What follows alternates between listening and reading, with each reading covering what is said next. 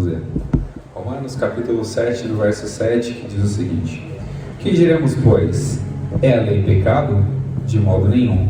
Mas eu não conheci o pecado senão pela lei, porque eu não conheceria a consciência se a lei não dissesse: não cobiçarás. Estamos diante da carta de Paulo aos Romanos. Desde o princípio da carta, Paulo já começa a discutir com certas pessoas que queriam levantar algumas doutrinas, inclusive no Romanos, no capítulo 1, a gente já vê isso. Era uma discussão ferrenha, uma discussão dura que ele sempre fazia, que as pessoas queriam converter aquilo que era natural, que Deus havia criado, e inflamar aquilo, fazer com que aquilo se tornasse algo abominável. E sempre Paulo discutia muito sobre isso, e desde o primeiro capítulo. E quando começa a chegar próximo desses capítulos, Paulo começa a discorrer também sobre a lei, falar sobre a lei e qual é o objetivo da lei. E a gente sabe que o nosso contexto atual, a gente sabe que para que servem as nossas leis humanas? Muitas pessoas falam, leis humanas é para punir as pessoas, é para jogar as pessoas no cárcere, é para fazer com que as pessoas sofram. O que na verdade a gente acaba tendo uma concepção errada, porque a lei nada mais é como a lei humana, aqui que está falando da lei humana, estamos falando da lei humana, é para conduzir a pessoa, corrigir a pessoa, para que ela se ressocialize e melhore o seu comportamento. A gente muitas das vezes não entende o objetivo de algo quando é criado. A lei corrige um comportamento, não é para você piorar aquele comportamento, é para você melhorar. A lei te corrige, não é para você voltar a fazer coisas piores, mas é para você mudar a sua conduta, para que você possa melhorar o seu comportamento. E nós sabemos que desde o princípio, quando falamos da lei de Deus criada, a lei nada mais é do que uma ordenança, uma ordem dada por Deus. Quando fala da lei de Deus, é uma ordem dada por Deus, para que as pessoas possam mudar o seu comportamento, para que possam melhorar. E desde o princípio Deus começa a alertar, inclusive Adão, dá uma ordem para Adão, fala: Adão, não coma desse fruto. Essa é a primeira lei que Deus dá. É uma ordem, está dando para Adão: não coma, não faça isso. O que Adão faz? Come. E quando ele come, ele morre. Uma morte espiritual. Tem outra questão também que é a morte carnal, mas a gente vai entrar mais na questão espiritual, a morte espiritual, que foi o afastamento dele de Deus. Ou seja, Deus não queria que Adão morresse, Ele queria que ele continuasse vivo lá no Éden. Mas a escolha que ele fez, ele achou que Deus, a ordem que Deus havia dado, não era uma ordem qualquer. Era uma ordem qualquer, não a ordem para que ele pudesse cumprir aquilo e não se afastar da verdade. Nós sabemos que desde o princípio, nós vemos na antiguidade aqui no Antigo Testamento, Deus criou as leis para quê? Para que as pessoas pudessem não se obstinar no próprio pecado e pudessem conhecer os seus erros e não cometê-los mais. As pessoas tinham tanta dificuldade de compreender o que era a lei, que foi necessário Deus chamar Moisés para o monte. Moisés foi para o monte e teve que escrever, porque as pessoas não estavam ouvindo o que era falado. Teve que ser escrito aquilo. E hoje em dia nós sabemos muito bem que tem pessoas que têm dificuldade. Nós, seres humanos temos dificuldades de compreender certas coisas. E Deus fala para nós: guarda isso no seu coração. Não apenas escute, mas guarde na tábua do seu coração, para que você não possa pecar contra Deus. E quando Paulo começa a falar sobre a lei, é algo muito interessante, que a lei revela o caráter e a santidade de Deus. Parece uma coisa muito absurda falar isso, né? A lei revela o caráter e a santidade de Deus. Quando Deus cria a lei, Ele está mostrando para o ser humano: você precisa de lei, eu não, eu sou santo. Deus está falando isso para nós. E Deus não quer que nós sejamos qualquer pessoa, Ele quer que nós sejamos como Ele, em santidade, em comprometimento e em busca pela verdade e pela palavra do Senhor. Quer que a gente se afaste daquilo que se afasta dEle, para se aproximar dEle e crer que Ele pode perdoar e salvar as nossas vidas e livrar-nos da morte e do inferno. Quando revela a santidade de Deus, e lá em Levítico, no capítulo 19, verso 2, no finalzinho do versículo diz: santos sereis, porque eu, Senhor, vosso Deus, sou santo. Deus queria que nós fôssemos santos. Mais do que isso, não só no sentido de separado, mas que não pecasse contra Ele. Tantas vezes Deus corrigiu o povo para que o povo não se afastasse. O que Deus queria não era o povo afastado dele, era próximo dele. queria que o povo se aproximasse dele, para que ele pudesse abençoar o povo, abraçar o povo, porque o Pai ama os seus filhos, o Pai ama a sua criatura. Deus estava falando com criaturas dele. E qual é aquele que faz a obra, não tem prazer na obra que ele mesmo criou? Qual é aquele artista que molda com as próprias mãos e não tem prazer naquilo que criou? Deus criou a nossa vida e tem prazer na nossa vida, e Ele quer que a gente siga aquilo que Ele está instruindo para nós. Quando demonstra a santidade de Deus, o que nós perdemos no Éden foi isso. A nossa imagem foi destruída, foi corrompida. E nós tivemos uma lição: corromper é tornar alguma coisa podre. Quando corrompe, e foi o que o pecado fez na nossa vida. Mas o pecado, nós tivemos conhecimento dele por conta da lei. E quando a lei veio, o Senhor Deus falou: não matarás. A gente entendeu que matar seria errado. Não cobice, que cobiçar seria errado. Não difame, porque difamar seria errado. Entre outras coisas que a lei criou, para que nós pudéssemos se afastar do pecado e se aproximar de Deus. A lei nos ensina o que é pecado. A lei nos mostrou desde a antiguidade o que é pecado, para que a gente não possa se aproximar do pecado e se distanciar de Deus. Porque o pecado faz a divisão entre nós e Deus, e é o que Deus não quer: dividir o seu povo, separar o seu povo da presença dEle, do amor dEle, e do perdão dEle, e da misericórdia dEle. Deus nunca quis separar o seu povo. Deus nunca quis que o povo viesse desorganizado. No entanto, a lei também veio para organizar o povo, nos organizar, nos colocar em direcionamento, para que a gente pudesse se aproximar do Senhor de forma clara, de forma boa, e sem se aproximar do pecado como se fosse algo bom. Porque aquilo que é prazeroso é bom, mas o pecado dá tudo aquilo que é prazeroso para nós, para nos distanciar do Senhor. E é o que Deus não quer, que nós nos distanciemos da presença dEle em nenhum momento da nossa vida. Deus não quer que nós nos afastemos da presença dEle em nenhum momento da nossa vida. A lei foi criada para demonstrar o que é pecado. A lei foi criada para que o povo não se afastasse. Mas não existia nenhum ser humano perfeito para poder cumprir a lei. A lei é perfeita, mas nós éramos imperfeitos. Nós não tínhamos a capacidade de cumprir tudo o que estava escrito. Nós não tínhamos a capacidade de cumprir tudo que a lei estava determinando. Nós não tínhamos a capacidade de fazer com que a lei fosse cumprida à letra, para que nós pudéssemos ser santos em toda a nossa maneira de viver. Mas o pecado dominou a humanidade, para que o pecado queria que a humanidade se afastasse de Deus. O inimigo sempre quis isso, que nós nos afastássemos de Deus. Mas o Senhor não quer que a gente se afaste dEle, quer que a gente se aproxime dEle e creia na palavra e no poder dEle de salvar as nossas vidas. E esse foi o objetivo que foi criado a lei. E hoje em dia nós observamos: ninguém teve a capacidade de cumprir a lei. Ninguém teve a capacidade de cumprir a lei no pé da letra. E foi necessário que enviasse um homem para que pudesse cumprir essa lei. E esse homem nós conhecemos muito bem. Ele veio, se absteve da sua glória, abandonou a sua glória, e veio à humanidade para perdoar os nossos pecados, morrer na cruz e perdoar os nossos pecados. Ele sim teve a capacidade de cumprir a lei. Ele veio perfeito, continuou perfeito e morreu perfeito, ressuscitou perfeito, para que o nome dele seja glorificado e a lei fosse cumprida, coisas que nós não tivemos capacidade de fazer, mas Jesus fez por nós, e nos deu o privilégio de estarmos aqui hoje, nesta noite. Ou seja, a lei que foi criada no passado, nenhum ser humano teve capacidade de cumprir, mas quando veio Jesus, ele cumpriu toda a lei e nos deu o privilégio de poder estar aqui, para que quando nos aproximarmos de Jesus, a lei cumprida nele e a graça alcançasse a nossa vida, porque a salvação é um dom, mas é dado pela graça do Senhor, e precisa da nossa fé ser ativada para alcançar essa graça. E não é a lei que salva ninguém, mas pela graça nós seremos salvos, e por meio da nossa fé. Isso não vem de nós, é um dom de Deus, e não vem das nossas obras, para que ninguém possa se gloriar.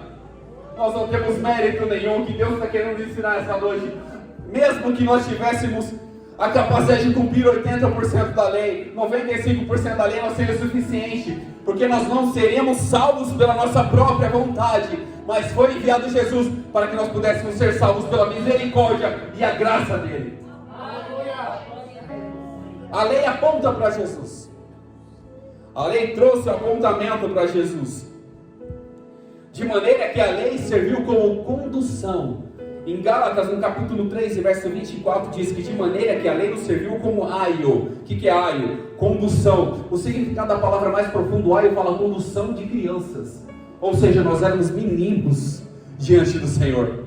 Mas Jesus veio para conduzir a nossa vida, para que a gente possa crescer na graça, crescer no conhecimento, aumentar a nossa fé e acreditar que Ele pode conduzir as nossas vidas, e mais do que isso, pode transformar o nosso coração e salvar a nossa alma do inferno. Quando somos conduzidos por esse Deus maravilhoso, e aqui o versículo finalzinho fala, para que pela fé fôssemos justificados. O que seria justificado? Vamos a um termo comum aqui, justificado. É quando eu justifico alguma coisa.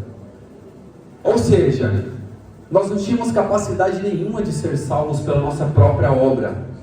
Jesus falou, Jesus pega isso, justifica-nos diante do Pai, fala, ó, eles não tinham capacidade, mas eu vim para poder justificá-los. Eu vim para poder transformá-los.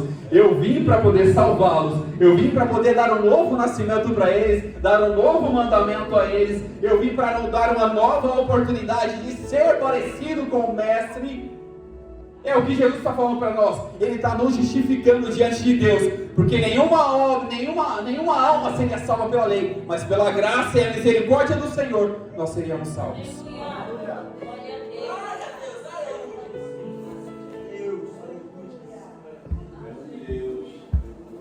Mateus capítulo 5, verso 17 diz o seguinte: não cuideis que vim destruir a lei ou os profetas, não vim abrogar, mas vim cumprir. É o que Jesus fala. A nossa capacidade humana, não tínhamos capacidade humana de cumprir a lei, mas Jesus veio e cumpriu ela toda e deixou mandamentos para nós. Amarás ao Senhor teu Deus de todo o seu coração e ao seu próximo como a você mesmo. E se estiver um pouco difícil, ele vai falar um pouco lá na frente. Ame ao seu próximo como eu amei a igreja. Ou seja, começa a ficar um pouco mais difícil. Jesus amou a igreja ao ponto de morrer pela igreja. Jesus amou a igreja ao ponto de morrer numa cruz para salvar a igreja. E a igreja somos nós que estamos aqui reunidos para glorificar e exaltar e adorar o nome bendito de Jesus, que veio cumprir a lei, cumpriu a lei. O pecado que antes tinha domínio sobre a humanidade não tem mais, porque o pecado antes dominava o ser humano, mas agora nós não vivemos pela lei, nós vivemos pela graça. Em Romanos, no capítulo 7, no capítulo 6, verso 14, diz o seguinte, Paulo fala: porque o pecado não terá mais domínio sobre vós, pois não estáis debaixo da lei, mas debaixo da graça do Senhor Jesus. Ou seja, a lei não tem mais domínio nenhum sobre nós, mas a graça do Senhor domina o nosso coração. Quando nos aproximamos de Jesus, nós cumprimos aquilo que Ele cumpriu, porque é pela misericórdia dEle, é pelo mérito dEle, não pelo nosso mérito, porque pela nossa obra ninguém seria salvo. Pelo nosso próprio mérito ninguém seria salvo, e pelo nosso próprio mérito ninguém alcançaria a salvação, ou a misericórdia do Senhor, e a graça e o perdão que hoje nós temos. Mas Jesus veio e deu esse privilégio para nós. Jesus veio e deu essa oportunidade para nós, e falando: agora vocês são meus. Agora vocês são meus. E eu vim cumprir essa lei que vocês não puderam. E eu estou dando a misericórdia, a graça e o perdão para vocês. Só basta você crer no que eu fiz, para que você possa alcançar tudo isso e ir morar comigo na glória. Aleluia, glória a Deus. Paulo começa a falar aos Romanos, e aqui é algo tão interessante, que ele começa a falar sobre duas leis, mas eu vou me atentar assim, falar sobre três. Paulo começa uma disputa tão grande, em Romanos no capítulo 7, ele falava que existia a lei de Deus e a lei da sua carne. Era uma guerra que ele enfrentava. No entanto, ele falou que aquele bem que ele queria fazer, ele não conseguia. E o mal que ele não queria, às vezes ele fazia. Como era difícil a luta que ele enfrentava. Além das nossas guerras espirituais que nós enfrentamos, há uma guerra carnal também para enfrentar. E nós sabemos que o inimigo usa também coisas carnais para poder atrair as pessoas. Para poder trazer para os nossos olhos coisas bonitas, coisas palpáveis. Mas nós sabemos que nós não vivemos por vista, nós vivemos por fé. Nós não vivemos por aquilo que nós vemos, é pela misericórdia e pela fé, e acreditando em Cristo Jesus, que as bênçãos que Ele promete não são visíveis, mas são invisíveis, imateriais, que nós alcançaremos pela misericórdia dEle. Paulo enfrenta uma disputa tão grande aqui, que ele começa a discutir com ele mesmo. E ele fala, será que a lei é imperfeita? Não, a lei não é imperfeita, mas imperfeitos somos nós. Nós somos imperfeitos porque o pecado entrou no nosso coração. Nós somos imperfeitos porque a maldade entrou no nosso coração. Mas Jesus veio para tirar todo o mal. Jesus veio para tirar toda a maldade. Aquilo que nos trouxe a paz estava sobre Ele. Pelas suas pisaduras somos sarados. Ou seja, aquilo que nos aprisionava, Jesus nos libertou. E Ele fala que pela liberdade que Cristo nos libertou, então não prende vocês ao jugo de escravidão novamente, porque nós éramos escravos do pecado, agora nós somos livres pela graça do Senhor e pela sua misericórdia. Aleluia! Glória a Deus! Paulo fala que ele queria seguir a lei de Deus, mas de repente tinha uma lei dele que combatia contra isso. Nós sabemos que nós temos lutas espirituais, mas a nossa luta também é contra a carne e contra o sangue. É contra as nossas vontades. Aquilo que nós não queremos fazer, muitas vezes fazemos. Aquilo que nós não queremos pensar, muitas vezes pensamos, domina a nossa mente. Por isso que nós aprendemos todo momento da nossa vida que nos focar na nossa mente em Cristo, porque nós sabemos que é o único que pode transformar e salvar a nossa vida. É o único que pode nos libertar deste pecado, das maldades que vêm na nossa mente, os sopros que vêm na nossa mente, para que nós possamos estar atentos à voz de Deus, para que nós possamos nos desviar nem para a direita nem para a esquerda, mas focar nos céus, focar no alto, que é onde está o trono de Deus e é onde está a nossa salvação. Paulo mesmo falava como era tão difícil enfrentar certos momentos da vida dele. E ele relata na história que ele tinha um espinho na carne dele. E ele pediu para que Deus tirasse aquele espinho. E o que Jesus falou para ele? Paulo, a minha graça te basta. Porque ele saberia que aqui podemos passar dificuldades, mas lá para onde nós vamos não haverá dor, não haverá choro, não haverá pranto, não haverá ansiedade, não haverá depressão, não haverá nenhum problema psicossocial, não haverá nenhuma saúde debilitada, porque lá nós seremos transformados, restaurados e moraremos lá com um novo corpo, com a nova mente, com novas oportunidades de ver o Senhor como Ele é, assim nós o veremos. E lá nenhuma enfermidade vai alcançar o que nós passamos aqui. Não se compara. Podemos ter um pouquinho de conforto aqui. O conforto que nós podemos ter aqui não se compara à glória que está preparada para nós lá no céu. Aleluia! E Paulo começa a falar aqui sobre a lei de Deus e sobre a lei da sua carne. A lei de Deus veio para conduzir as nossas vidas. Mas como seres humanos, eu volto a dizer, como seres humanos não tínhamos a capacidade nenhuma de fazer. Mas Cristo teve que tomar a atitude, teve que se abster, se esvaziar da sua glória, vir como homem, para poder nos dar essa oportunidade de poder estar aqui. Mas existe um pequeno detalhe, que a gente tem que tomar muito cuidado. Na época da lei, quando se pecava, a pessoa acabava morrendo. Em certas situações a pessoa morria. Nós podemos ver exemplo disso, inclusive quando Moisés estava no deserto, a pessoa começava a reclamar tanto, pecar tanto contra Deus, que as pessoas começavam a morrer no deserto. Mas e a graça? A graça é misericordiosa. Ela deixa perpetuar no tempo. Mas aí que está. Nós precisamos entender uma coisa. Que a graça e a misericórdia do Senhor nos alcança todos os dias. Mas se nós pecarmos e começarmos a se afastar dessa graça, automaticamente nós estaremos condenando a nossa vida. condenando a nossa vida à morte, à separação de Deus, ao afastamento da presença de Deus. E eu falo com todas as letras e com toda a oportunidade que eu tenho para falar: não existe vida se não tiver Jesus no coração. Não existe paz se não tiver Jesus no coração. Não existe amor se não tiver Jesus no coração. Não existe nada nessa vida se não tiver Jesus no nosso coração.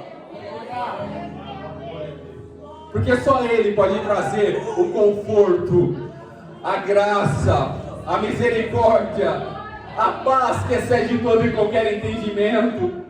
É só Ele que pode trazer para as nossas vidas e não mais nenhuma outra coisa. A lei não teve essa capacidade, mas Jesus teve. Paulo usa um exemplo aqui, inclusive, que a lei dominava sobre toda a humanidade. E ele dava exemplo, na época da lei, em que se a mulher casasse, ela não podia se divorciar e casar com outra pessoa, senão ela estaria em ato de adultério. Mas ela era livre quando o marido falecia, quando o marido morria. E Paulo usou esse exemplo. Paulo usou esse exemplo e falou: Cristo morreu, agora nós estamos livres da lei. Cristo ressuscitou, agora nós estamos livres da lei. E eu falo como Paulo falou em Romanos, no capítulo 8 e verso 1. Portanto, agora nenhuma condenação há para os que estão em Cristo Jesus, que não andam segundo a carne, mas segundo o Espírito. E nós precisamos entender: a carne vai sempre cobiçar para as coisas que são da carne, mas o Espírito vai te aproximar de Deus. A carne vai te afastar da glória, mas o Espírito vai te aproximar da graça e da misericórdia. A carne pode te fazer distanciar, te levar a sua alma para o inferno, mas se aproximar de Cristo, você vai ter o seu galardão no céu da glória. E lá ninguém vai poder roubar, porque lá o tesouro, lá não chega traça, lá não chega ferrugem, lá não chega nada para destruir aquilo que Deus vai preparar para você. E quando Cristo morreu, nos deu essa oportunidade de estarmos livres na presença dEle, para adorar a Ele como Ele é. Mas nós não podemos confundir a nossa liberdade com outras coisas. É um perigo muito grande. Tem um pastor, inclusive, que costumava falar muito, o saudoso pastor Roberto. Ele falava: nós podemos confundir a liberdade com a libertinagem. Porque muitas pessoas podem chegar a entender: Cristo libertou, então eu posso fazer o que eu quero. Não, Ele te libertou do pecado, para você se afastar do pecado, não se aproximar dele.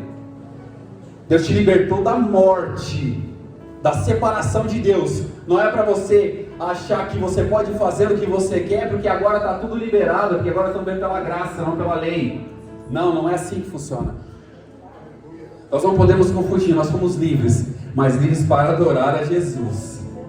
Porque Deus não quer adoração obrigada. Ele não quer obrigar você a adorar Ele. Ele não quer obrigar você a buscar Ele. Ele não quer obrigar você a jejuar para mortificar a sua carne e se aproximar dEle. Ele não quer te obrigar, mas Ele te libertou para você fazer isso por livre e espontânea vontade. Porque Deus não criou robôs, Ele criou adoradores que o adorem em espírito e em verdade, não um mecanismo de fé. Deus não criou um mecanismo de fé, não programou você para adorar Ele, mas Ele te libertou, porque Ele quer uma adoração sincera, Ele quer um louvor sincero, Ele quer uma palavra, uma oração, um conforto sincero diante da presença dEle. Ele não quer qualquer coisa. E às vezes nós, nossa angústia, nossa tristeza, oferecemos qualquer coisa para Ele. E quando oferecemos qualquer coisa para Ele, nós podemos entender que tudo aquilo que nós plantamos, nós iremos colher. Não se oferece coisas ruins para quem só ofereceu coisas boas para nós. Não se oferece um sacrifício manchado em quem ofereceu um sacrifício puro em nosso favor. Não se oferece uma adoração, qualquer adoração, para aquele que abriu mão da sua própria glória para estar diante de nós. E hoje, nesta noite, Deus convida-nos para ser mais do que adoradores, para ser verdadeiros adoradores. E a nossa adoração e o nosso louvor tem que ser única e exclusivamente para Jesus. A nossa adoração e o nosso louvor não é para coisas mundanas, Não é para nossas relações que nós temos no mundo, mas é para nos relacionarmos com Jesus, nos aproximar dele, porque aquele que se aproxima dele precisa crer que ele é galardoador daqueles que o buscam. E se aproximar dele nos faz tão confortáveis em certas situações, nos traz tão consolo, porque quando nós abrimos nosso coração, nós deixamos o Espírito Santo entrar no nosso coração. Aí começa o consolo das nossas vidas. E coisa que nenhuma coisa, nada no mundo pode oferecer para nós. Mas é só a misericórdia e a graça e a promessa de Jesus que ele falou: eu vou para o Pai, mas eu vou deixar o Consolador com vocês, para que seja com vocês todos os dias, habite em vocês e não abandone vocês. Porque vocês podem abandonar ele, mas o Espírito Santo vai estar pronto sempre para entrar no seu coração e fazer morada e consolar o seu coração em momentos de dificuldades. Porque às vezes procuramos tudo e deixamos para procurar Jesus e a presença do Espírito por último. E Deus não quer assim nas nossas vidas. Que nós possamos procurar Jesus primeiro, para que o pecado não se aproxime de nós. Possamos procurar a graça, para que o pecado não destrua a nossa vida. Precisamos se aproximar da misericórdia, para que nada nesse mundo nos roube da presença do Senhor Jesus Cristo.